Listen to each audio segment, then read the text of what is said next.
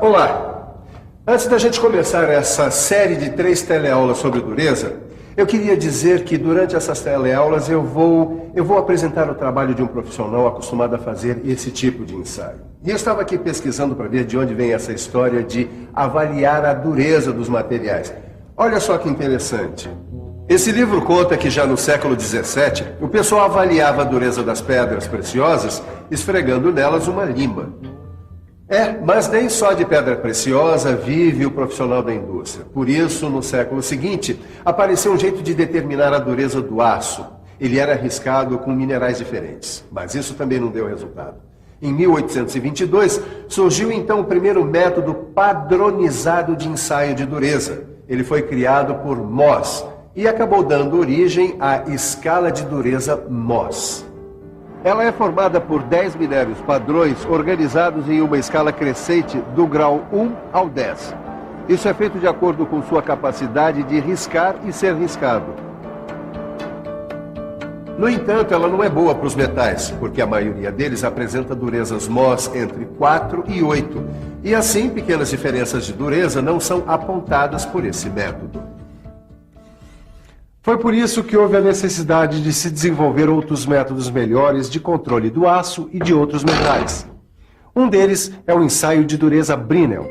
Ele foi divulgado em 1900 e logo foi muito bem aceito, por causa da relação que existia entre os valores conseguidos no ensaio e os resultados de resistência à tração. Quer ver como ele funciona? Então, veja que no ensaio de dureza Brinell, uma pequena esfera de aço de diâmetro D maiúsculo é comprimida por uma carga F contra uma superfície plana, polida e limpa de um certo metal durante um determinado tempo T. Assim, a esfera produz uma calota esférica de diâmetro D minúsculo e profundidade P. A dureza Brinell em inglês quer dizer Hardness Brinell, que se representa pelas iniciais HB. Mas nem sempre no ensaio de dureza Brinell é preciso aplicar 3.000 kg força. É possível usar cargas menores e usar esferas de diâmetros diferentes, se nós respeitarmos as condições de ensaio. A carga vai ser determinada de um jeito que o diâmetro de impressão da calota tem de ficar entre 1/4 e a metade do diâmetro da esfera do penetrador. Agora, para isso você tem que manter constante a relação entre a carga e o diâmetro ao quadrado da esfera do penetrador. Isso é igual a uma constante chamada de fator de carga. No seu livro você encontra um quadro com os principais fatores de carga utilizados, suas respectivas faixas de dureza e indicações. Já o diâmetro da esfera vai depender da espessura do corpo de prova.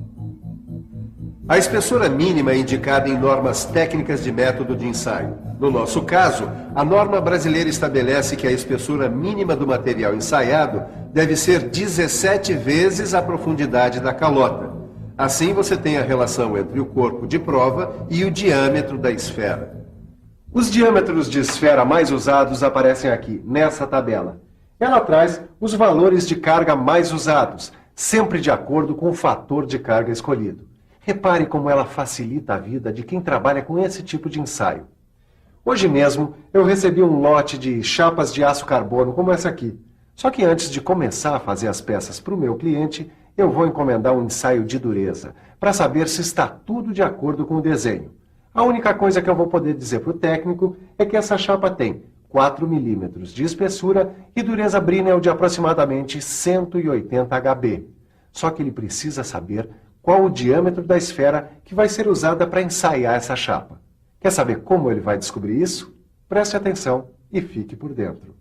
Para determinar o diâmetro da esfera, utilizamos as informações dos 2 quadros que estão no seu livro de estudos.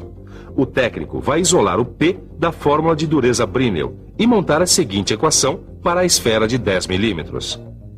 Desenvolvendo a equação, vai descobrir que a profundidade de impressão para a esfera de 10 milímetros é de 53 centésimos de milímetro.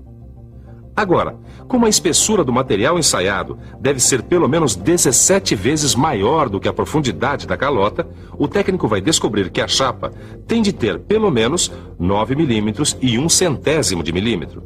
Ou seja, chapas de 4 milímetros não podem ser ensaiadas com a esfera de 10 milímetros. O primeiro passo do ensaio é a preparação da superfície do corpo de prova. Ela tem que estar plana e bem acabada. Então, selecionamos o penetrador e a carga de ensaio.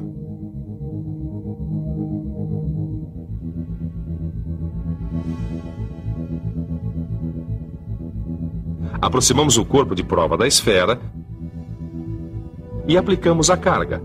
Após o tempo de aplicação da carga, ela é retirada. Fazemos então a leitura do diâmetro da impressão e calculamos o valor de dureza. Vantagens e limitações no ensaio Brinell. O Brinell é muito usado para verificar a dureza de metais não ferrosos, ferro fundido, aço, produtos siderúrgicos e peças não temperadas. O Brinell é o único ensaio que admite ensaiar metais como esse que não tem estrutura interna uniforme. Além do mais, ele é super fácil de ser operado.